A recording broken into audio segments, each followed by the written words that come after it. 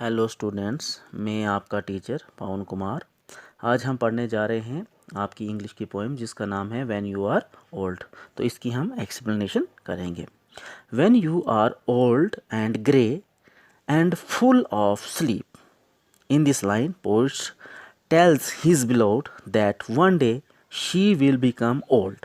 Her hair will turn grey. She will feel sleepy and tired all the time.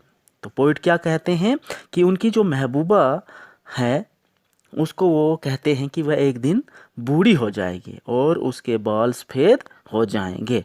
वह हर वक्त अपने आप को नींद में और थकी हुई महसूस करेगी।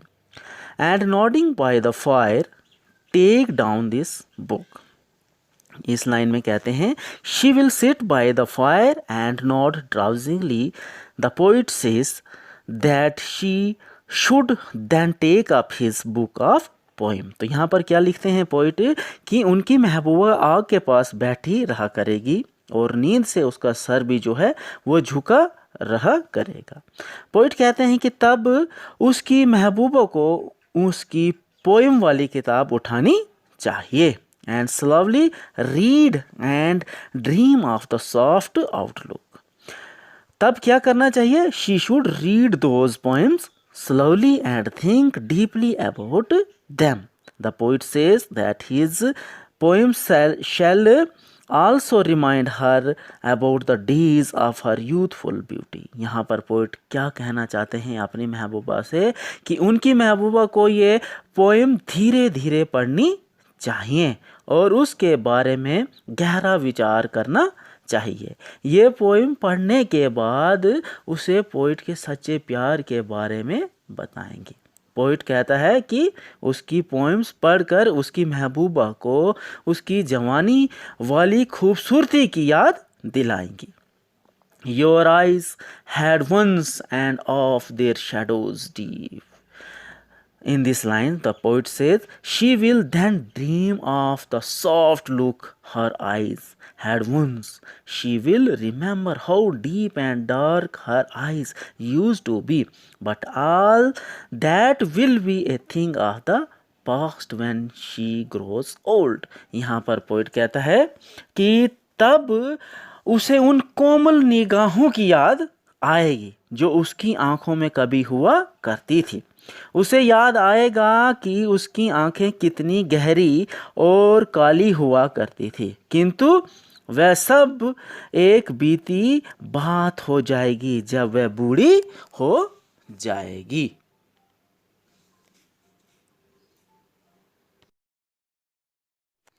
Second stanza, how many loved your moment of glad grace. Moment of glad grace का मीन होता है moment of Joy and beauty या जवानी के पल। तो यहाँ पर पोइट कहता है the poet tell his beloved that in her old age she will realise the true quality of her various lovers. She will realize that there had been many who loved her youth and beauty. They loved her moment of glad grace. यहाँ पर poet कहना चाहता है कि उसकी महबूबा को अपने बुढ़ापे में अपने अलग अलग प्रेमियों के सच्चे रूप का पता चल जाएगा। उसे इस बात का भी पता चलेगा कि कई लोग उसकी जवानी और खूबसूरती से प्यार करते हैं। क्या करते हैं? उसकी जवानी और खूबसूरती से प्यार करते हैं। And loved your beauty with love false or true. तो इस लाइन में क्या कहने की कोशिश कर रहे हैं poet? They loved their physical beauty, their love for her could be true और फॉल्स। कि यहाँ पर पोइट जो सरल भाषा में समझाने की कोशिश कर रहे हैं वो क्या कहते हैं कि वो लोग उसकी फिजिकल ब्यूटी से प्यार करते थे और उसके प्रति उनका प्यार सच्चा या झूठा हो सकता था। But one man loved the pilgrim soul in you. Pilgrim soul का मतलब यहाँ पर क्या होता है? उसका मतलब है प्योर हार्ट। तो इस लाइन को दोहराते हुए पोइट यहाँ पर कहते हैं कि but one man loved this pilgrim soul in you.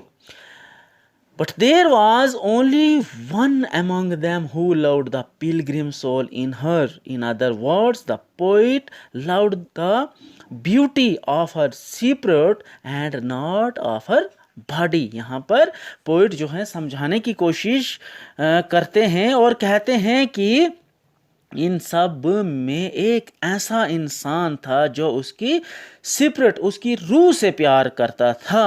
अगर दूसरे शब्दों में कहें तो पोइट उसके जो है उसकी रूह से प्यार करता था और ना कि उसके जिस्म से उसे कोई लगाव था, प्यार था। ठीक है। And loved the sorrow of your changing face. In this line, poet says he loved not only the moment of her glad grace, but also the sorrow of her changing face. The poet means to say that his love for his beloved was pure and constant. He loved her soul irrespective of her age and look. यहाँ पर poet जो है वो कहता है उसके बूढ़े हो रहे चेहरे के दुखों से भी प्यार करता था। क्या कहता है पोइट की जो उसकी बिलोव्ड जो है वो उसके बूढ़े हुए चेहरे से भी प्यार करता है। उसका प्यार सच्चा और कांस्टेंट है। वह उसकी उम्र और खूबसूरती को विचार किए बिना ही उसकी जो रूह है, उसकी जो आत्मा है, उससे प्यार करता है। And bending down beside the glowing bars. Glowing bar का मीन है गर्म तपती हुई चमकती सलाखें। And bending down besides the glowing bars. In this line, the poet visualizes a time when his beloved will grow old and he will be no more in this world. Then his poem will remind his beloved of his true love. उस समय की बात कर रहे हैं यहाँ पर poet हमारे, और वह उस समय का अनुमान लगाते हैं कि जब उनकी महबूबा जो है वो बूढ़ी हो जाएगी और पोइट खुद भी ये जहान में नहीं रहेगा, फिर भी उसकी ये पोएम्स उसकी प्रेमिका को उसके सच्चे प्यार की याद दिलाएंगी। Murmur a little sadly how love fleet. In this line, the poet says she will sit by the side of the hearth and feel sad about for the poet whose love she had not cared for. यहाँ पर poet क्या कहते हैं कि वह चूल्हे के पास बैठा करेगी। कौन? उनकी जो महबूबा है, और पोइट के लिए उदास हुआ करेगी जिसके प्यार को उसने स्वीकार नहीं किया था। And placed upon the mountain overhead and hid his face amid a crowd of stars. In these lines, poet says she will feel sad over the death of poet.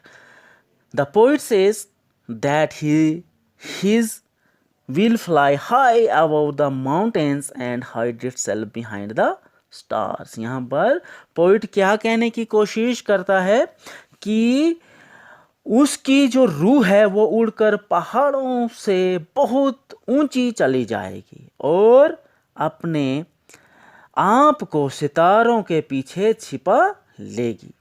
ठीक है, ये थी आपकी पोएम जिसका नाम था व्हेन यू आर ओल्ड, जिसे लिखा था W.B. ईस्ट ने, और उन्होंने ये अपनी एक महबूबा थी मैड गॉन जिसका नाम था, उसको ये पोएम डेडिकेट की थी। Thank you very much.